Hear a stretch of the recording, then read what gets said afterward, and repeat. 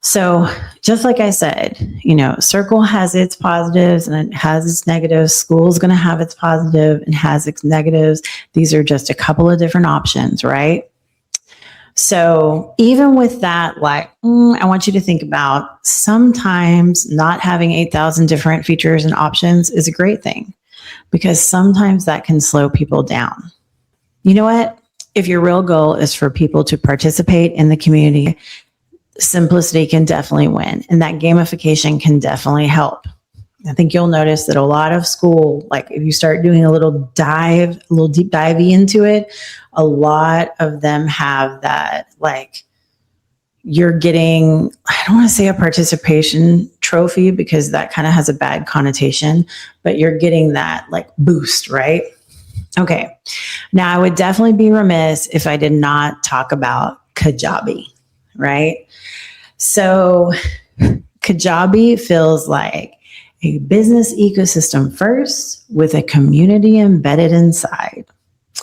And that's not a bad thing. So I want you to think about people that have communities in Kajabi, and several coaches I know have them.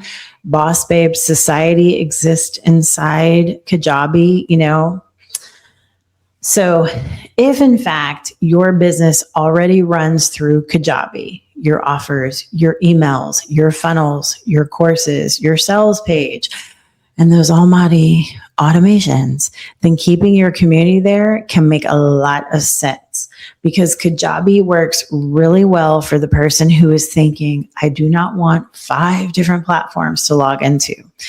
And don't get me wrong, I get that. I'm telling you, one more password, Dios mío. If your community is one part of a bigger customer journey, Kajabi is very practical for you. And I want you to keep in mind, I'm pointing out Kajabi, but you're going to get a very similar vibe, of course, with Wix and with Go Higher Level and, FEA Create and FG Funnels, because they all have a similar community embedded inside. So if your community is part of the bigger customer journey, right? Kajabi and the ones that I mentioned can be very, very practical, especially if people are moving from a lead magnet, an email nurture sequence, an offer, to a membership, to content, to community. That can feel very seamless, right?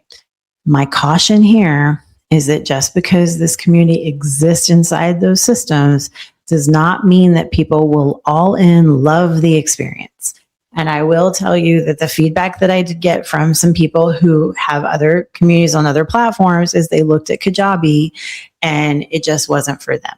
They felt that it was a little disjointed. Now, having stated that, most of the people that I spoke with, they looked at Kajabi a couple years ago. They said that their understanding is they have made lots of improvements. So it may not be the same today as it is then. So if you are using Kajabi, right, make sure that people are not just entering a portal. Make sure they're entering a space that feels alive, because every community still needs culture. It still needs conversation. And of course, it still needs leadership. Now, I won't say this is unknown, because I know several people that utilize this platform, and it has a couple of different versions. It has a full out brand this bad boy, make it look like yours. And then it has more like a Skool circle situation, right? And that is Mighty Networks. Mighty Networks is going to feel like community centered, immersive, and ecosystem driven. This is a strong fit if you want a community plus courses plus live interaction, all in a face that feels like it's meant to be engaged in regularly. Mighty works well for people who want a reoccurring member experience, strong engagement opportunities, challenge-based programming. Of course, that includes events, and a community that people often return to. It can feel bigger, more expansive, more like an ongoing world. And that can be a really good thing if your goal is to create an environment people actively live in, not just visit. So my caution with Mighty is that it comes with a lot of feature rich things. So if your strategy is not clear, the experience can feel very busy and possibly a little bit bumpy. So with Mighty, your member journey really matters. Your weekly rhythm really matters. Your prompts matter. Your programming matters. Because if the platform can do a lot, you as the person in charge of that group has to be very clear, right? So just keep that in mind. Now, another one that may be a little lesser known, but I've seen equally, is MemberUp. So MemberUp feels like a clean, modern, creator-friendly, and simplified platform. This platform gives me the energy of, yo quiero, an all-in-one experience, but I don't want it to feel heavy, and I don't want it to be hard either. And that can be really appealing for creators and brands who want community, content, events, dare I say, monetization, and a nice member experience without a giant tech headache, right? It has a lighter feeling vibe compared to some of the more built out platforms. And for the right business, that can be a huge plus. I would also say here to really think about your use case. If you are looking at a platform like MemberUp, ask yourself, what features matter the most to me?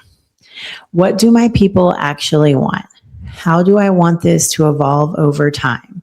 Because anytime you are choosing a platform that is a little less mainstream than some of the bigger names that we've talked about, you want to make sure it's the right fit, right? You know, not just exciting, but functional. And I want you all to keep in mind, there's several things that I'm going through. When you are picking a community, I would make a list of things that are super important to you. And I want you to think about the member experience. Like, what do you want that to be like? I want you to think about, do I want to be able to go live in the community, or will my community be willing to hop on a Zoom link? You know, all these things matter. So think about those. I want to say this is almost the last one that I looked into, but, you know, obviously not the least. So I personally am in a couple of communities that are in Slack. It is the last one. I just looked over my notes, guys. It is the last one, and that is Slack. So I think I've already told you that Latinas in Podcasting is in Slack. Actually, let me pull that up right now while I'm sitting here. So I apologize if you're watching the video. Let me see what groups I am a part of. Why is it not? Oh, there it is. So in my workspaces is what it's called. So keep that in mind. I have Latinas in Podcasting, the Podcast Academy, the Digital Nomad Babes, and then, of course, Monday Girl Social Club. So they all exist in Slack, just to give you an idea. So first off, yes, you can absolutely use Slack as a community.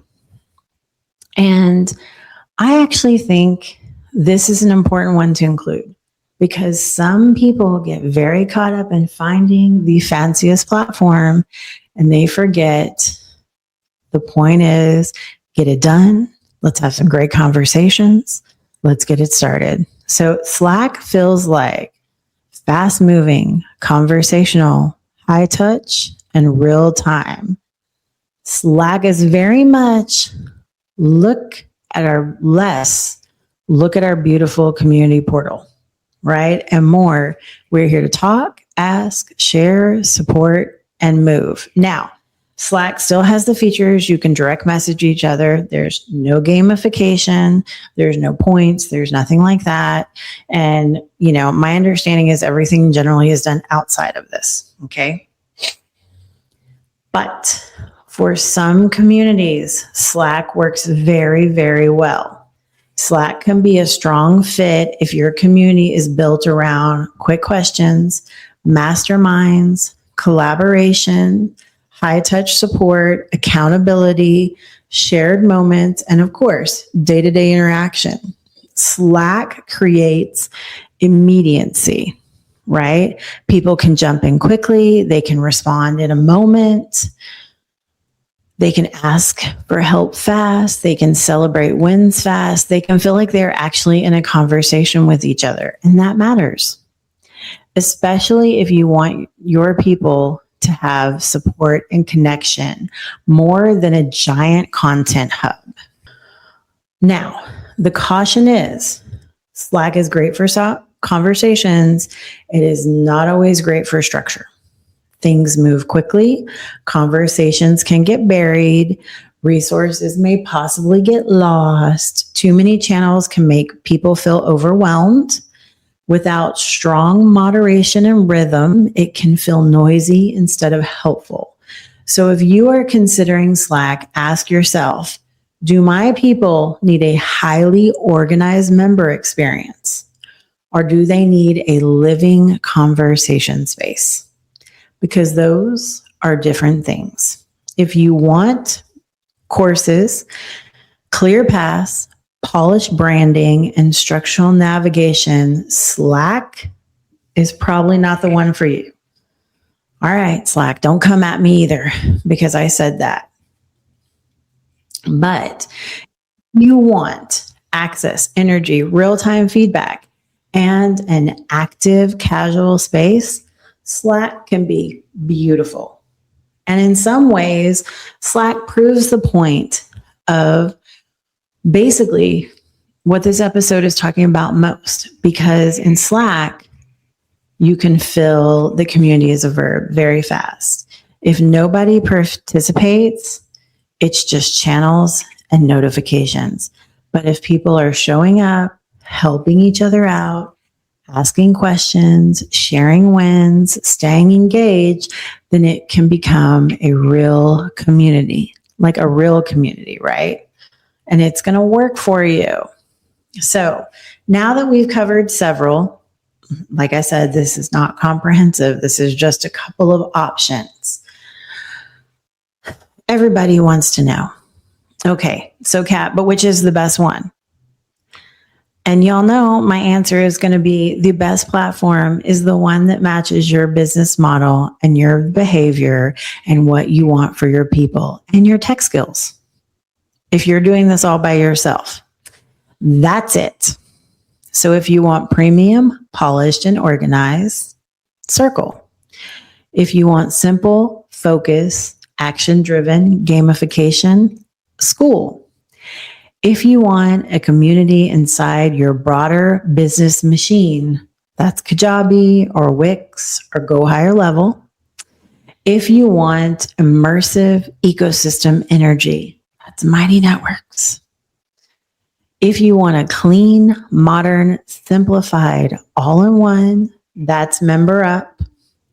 If you want fast conversations, high-touch interaction, and real-time support, that's going to be Slack. But none of these are magic. And that's the part I really want to land with this episode. Because again, community is a verb, right?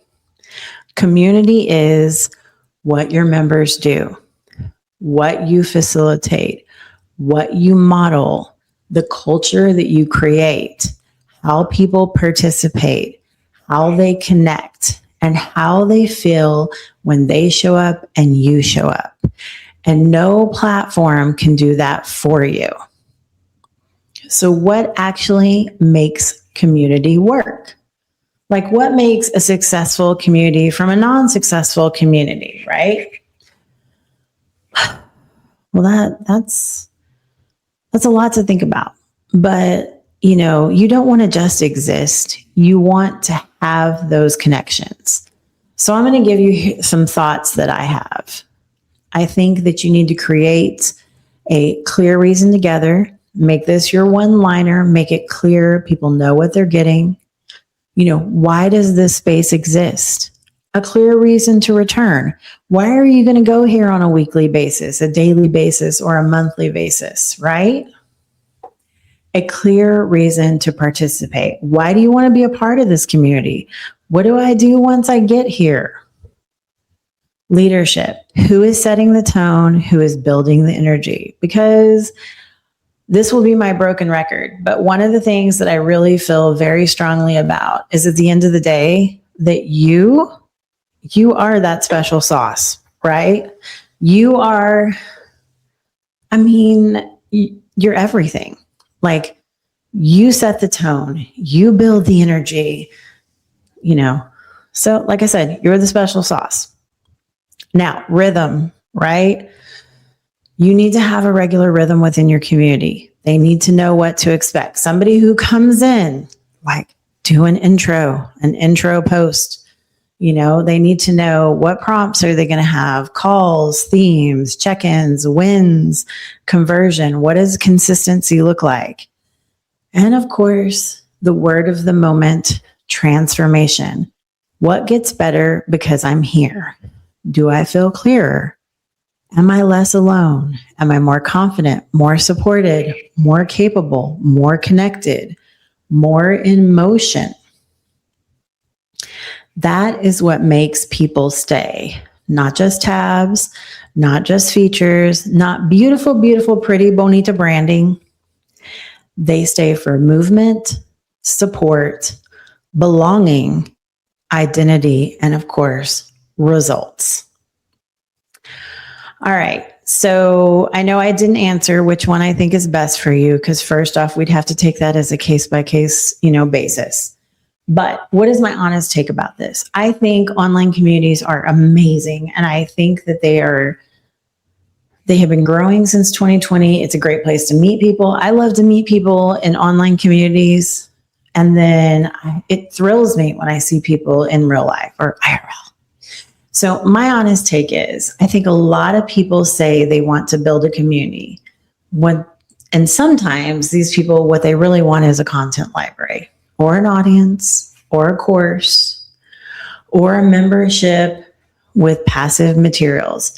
And those things are not bad. Don't get me wrong, but that is not really a community. Those are, all great things. Like, a content library is great and people pay for that. I know somebody that has an amazing content library. I would highly recommend. Highly, highly. Community asks for something deeper. It asks for participation, for trust, consistency, intention, and of course, that sense of connection. So if you're building one thing right now, I want you to ask yourself, am I building a place people consume or a place people can feel connected, they can contribute, that's inclusive? Because contribution changes everything. That's when a community starts to breathe. That's when people don't just log in, they belong. So, we have to do this the way we always do, right? And because today, of course, I said, we're going to add some little sparkle on this. We are having a tech and tasting and not a tech and tequila. So I went and picked up this beautiful Barbie. Oh, you can see it. It's Barbie collaboration with Moment. Of course, it's a mood boosting botanical drink. What does that mean, right? Their theme, of course, Moment, is that it's meditation in a jar. I have the strawberry rose. If it's important to you, it has 0 sugar added.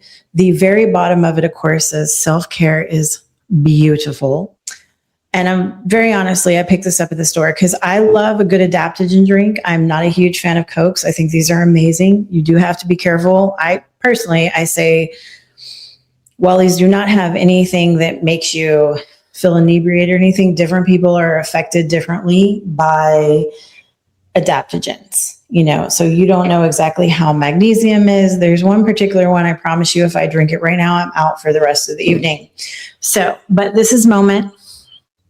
And I'm featuring, of course, the Strawberry Rose Barbie edition, because who doesn't love the Barbie movie and who doesn't love a good adaptogen drink? So before we wrap up today's episode, I want to say that This drink is going to be added into definitely my thing.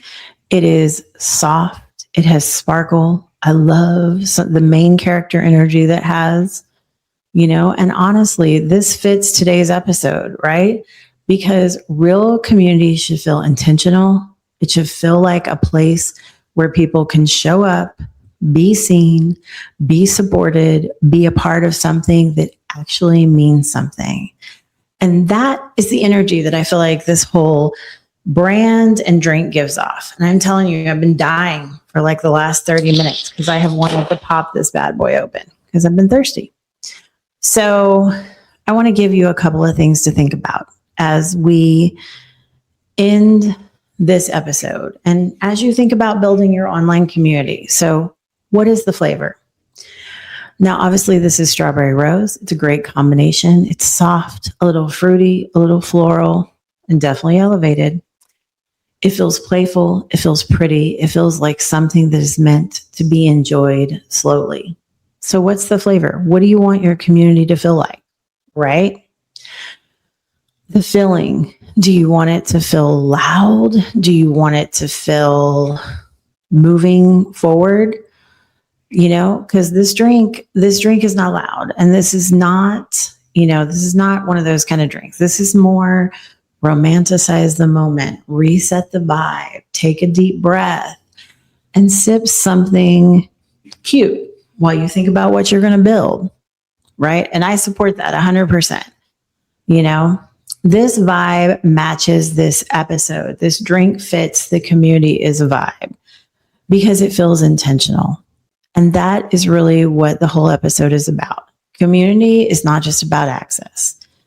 It is not just about another app on your phone, or in case you have MemberUp, it's only online, but you can, of course, tag that on your homepage. It's not just about putting people in a digital room and hoping something happens. It's about curating and creating moments that matter. A welcome, a reply, a check-in, a shared win, a conversation, a rhythm people want to come back is. That is what makes space feel alive. And honestly, that is what makes something memorable too. So whether we're talking about community, technology, business, leadership, or what's in the glass, or the can, depending on what you drink. We don't judge here. I can always be here to bring both thoughtful and something fabulous to the occasion. And so can you. I want you to really think about that.